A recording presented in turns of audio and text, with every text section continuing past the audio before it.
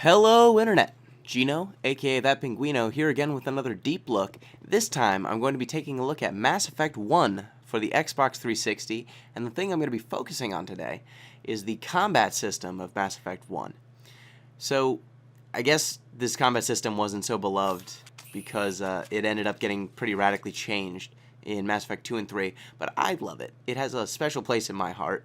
I actually prefer Mass Effect 1's combat to 2 and 3. I find it, if not better, I find it more unique and more replayable than some of the systems that were adapted in 2 and 3.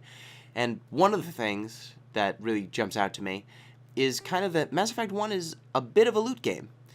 You find different guns over the course of the game, and they'll have different upgrades like damage, shots before overheating, accuracy ratings, and they will constantly be ticking up, ticking up as you go through the game and kill different enemies. You'll find drops on some especially big enemies. You'll find space treasure chests with different weapons and armor in them.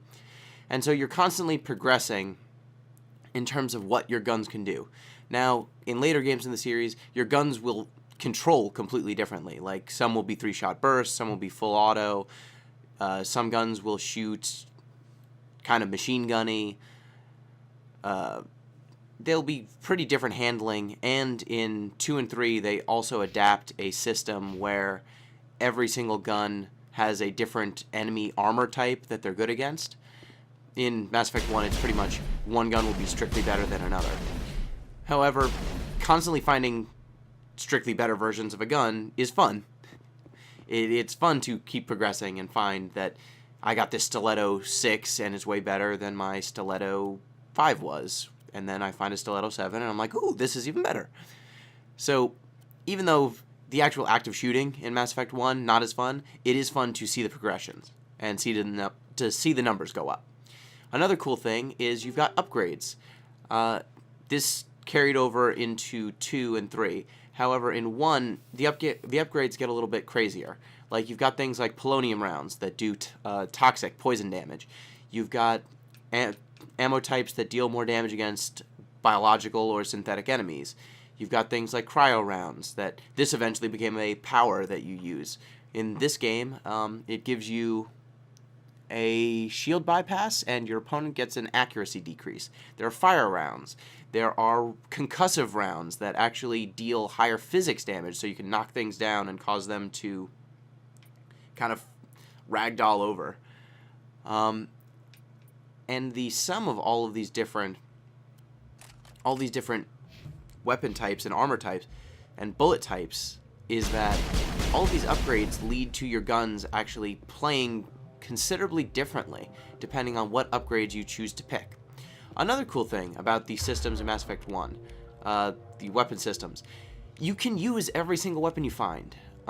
In 2 and 3, when you equip a gun, you are taking a cooldown penalty to your powers. In 1, you can just use it. Now, I'm untrained in sniper rifles. See that gigantic circle around the screen? That is where my sniper rifle bullets can go. Like, I'm gonna shoot once. I didn't even see where that bullet went. Shoot again. Shot the floor. One more time. Shot the floor again. I am not aiming at the floor, but my bullets are going there. And that's because my Shepard is completely untrained with sniper rifles. Now, shooting a sniper rifle untrained, not particularly useful. However, shooting a shotgun, makes sense. Like, it's going to have a bad spread anyway. If you're using a shotgun, you're probably cornered. So having the option, the constant option, to use it is useful. There are times when, even though I'm untrained, I would want to use a shotgun. And since I am constantly upgrading my shotgun anyway, it will do huge amounts of damage even though I'm untrained with it. So there are reasons to at least try out the guns that you're not trained with. Another cool thing about Mass Effect 1, there's no ammo. So in Mass Effect 1, I can just dump. I can just, hey guy, blah blah blah blah blah blah blah. Just walk into a room, hold down, shoot. I don't have to manage ammo, I don't have to worry about running out of bullets, none of that stuff. Which leads to Mass Effect 1 playing very, very differently than 2 and 3. Another cool thing, your powers in Mass Effect 1 each have a separate cooldown, and you have way more of them than you will have later on in the series. So right now I've got stasis, throw, warp, unity, overkill, lift, barrier, singularity, shield boost, and that's just on Shepard. All of my other characters also have a ton of abilities. So what this leads to is you can just walk into a room and just go, you throw, you lift, you don't get to walk anymore, fly away, you, singularity. And I can just keep busting powers. You, I don't like you walking. Stasis. You don't get to walk anymore. You, I'm almost out of powers. Warp. You over there in the corner. I'm going to overload you. And notice that the powers do not have to actually move through physical space. In Mass Effect 2 and 3, when you use a biotic power and a tech power, really, you have to actually physically see like a ball of light shoot out of your hand and make contact with the enemy. If it doesn't do that, you will not actually succeed in hitting them. In ME1, you can just, as long as you have line of sight and you are aiming at an enemy there's an unobstructed path between you and them, your shot will always work, which is useful when you're doing like I just did and just busting powers everywhere. So, what the sum of this is that one, I'm still very effective with a gun. There's not really a trade-off between me having powerful guns and using powers effectively. And two, I can kind of be a caster. I can walk into a room and just use a ton of powers to completely control the situation, which is something that you, in 2 and 3, you really want to stay in cover. You want to use your power sparingly. You want to make sure that when you're using a power, it's useful. Enemies, in terms of biotics, there are powers that, like lift and singularity, that just won't impact characters that still have shields or barriers or armor. In ME1, as long as you're hitting an enemy with a power, a biotic power or a tech power, it will always do something. So you don't have to consider like, oh, I've got to whittle this thing's armor down before I can actually lift it. Or I'm casting singularity into this group of soldiers, but they all have barriers, so they're not going to fly through space all crazy like. In Mass Effect 1, if you use a power on something, it is going to move. It is going to be affected.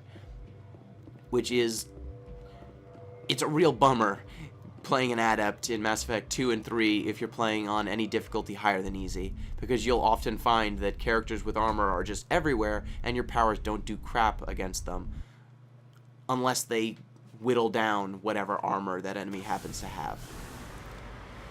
So, the end result of all of these systems changes, one, I think it's kind of interesting that Mass Effect 1 was kind of over here in kind of loot game, RPG blended with shooter world, and then 2 and 3 went a little bit more shooter, blended shooter first, RPG second. This one's RPG first, shooter second, and shooters have kind of kept moving towards including the loot aspects and the character progression aspect further and further and further, like with games like Destiny and Borderlands. Whereas the Mass Effect games, I think, actually moved a little bit too far towards shooters and in invalidating kind of powers and the RPG aspects, which kind of hurt the game. It went from a really unique, if clunky, game to a bit more of a generic, kind of boring shooter. And one of the kind of trade-offs there is that Mass Effect 2 and 3 actually play a lot better moment to moment. Like, the shooting is a lot tighter. Managing ammo is pretty interesting versus just kind of like I just did walking in. I never have to care about ammo.